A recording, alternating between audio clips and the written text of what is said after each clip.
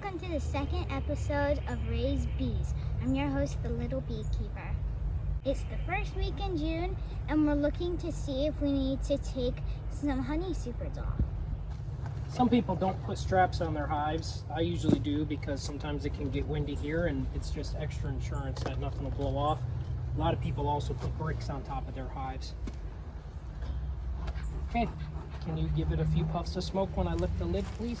Remember, only touch the smoker part. Ready? Go ahead, right up here. Good job, and maybe 1 or 2 puffs at the entrance. Good job. You can go ahead and set that down. We're going to put the lid over here by the entrance so those bees can work their way back up into the entrance if they want to.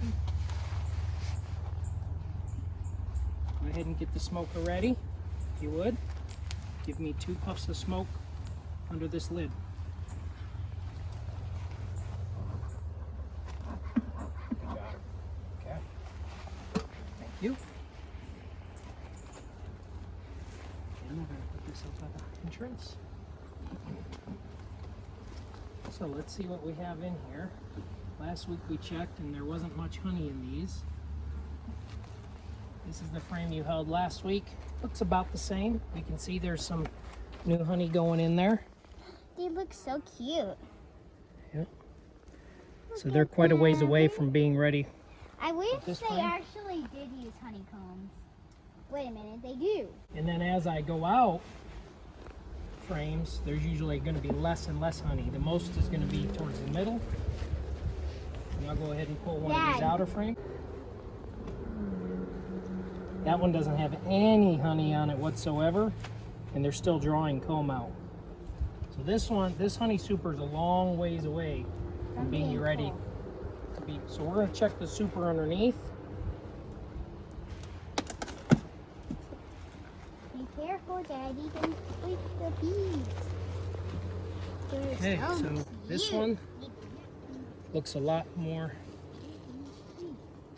further along. I'll pull one of the frames towards the end.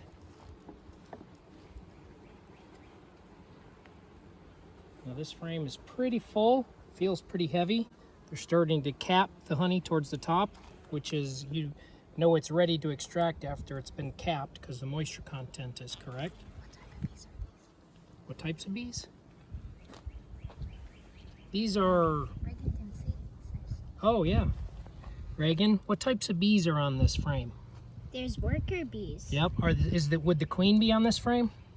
Probably not. No, and there won't be any drones on this frame either. So every single bee we see here is a female worker bee.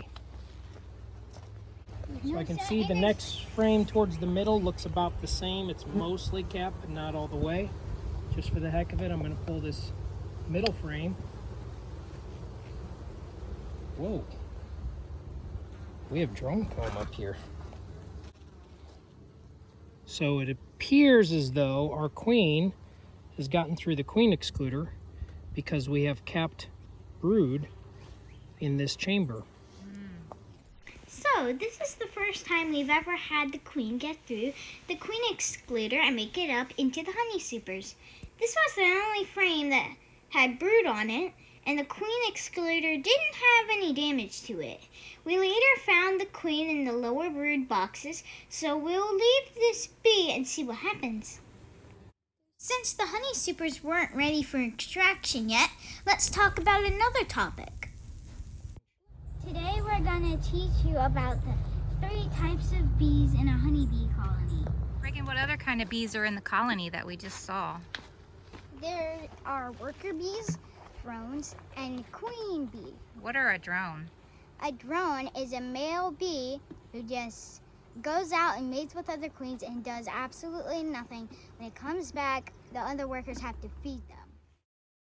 Drones are the only male bees in the colony, and there are usually only about 200 drones in a colony of 40 to 80,000 bees. The drone's only role is to mate with other queens in the wild. Drones are really big, and they have large eyes. They are so big, they are pretty clumsy flyers, and you'll see some funny video of them later in this episode. These guys are also harmless because they don't have a sting. Here we've got a boy bee who cannot sting. It's called a drone. And as you can see, Oh, it's perfectly harmless. he flew right away. And what do the workers do? The workers collect pollen and nectar from our flower field. Yeah. The worker bee makes up most of the colony, and they're all female. They live their first couple of weeks as a nurse bee, where they keep the hive clean and tend to the queen, the drones, and growing brood. They also make the honeybee love. Next, they spend some time as guard bees defending the hive. In the last couple of weeks of their life, they become field bees that forage for pollen, nectar, and water. If you've ever been stung by a honeybee, it was a female worker bee, and she had to have a good reason to sting because they die after they sting you. And what about that queen bee? What does she do? She really just sits around and lays eggs. Sits around and lays eggs. Does she ever leave the hive? Nope, No, never. never. She just sits in the hive, She actually doing absolutely nothing but laying eggs. Because she don't actually- other bees feed her too? And then who takes care of all the baby bees? The nurse bees do. The nurse bees. There's nurses in there? No. Those kind of bees, they clean the hive and they feed the babies. They do all sorts of other stuff that I don't even know. Well, how long does a bee live? Do you know? It lives about probably 6 weeks. 6 weeks. What about the queen bee?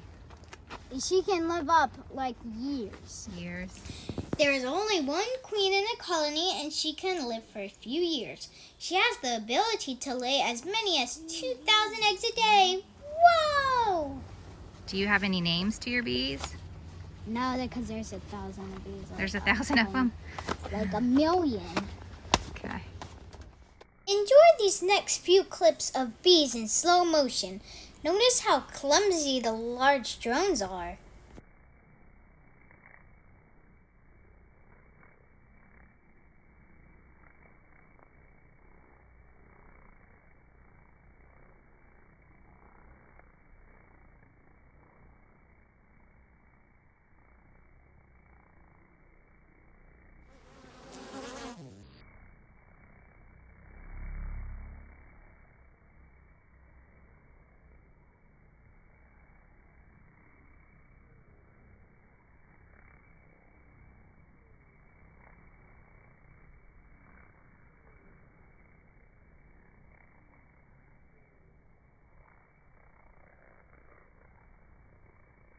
Knock, knock. Who's there? Annoying bee. Annoying bee who? Dad, Yeah. why do bees have sticky hair? Oh, do they have sticky hair? Why? They use honeycombs. They use honeycombs. That's a good one. Come on. Let's go. I don't know what to say. All right, here you go. You ready?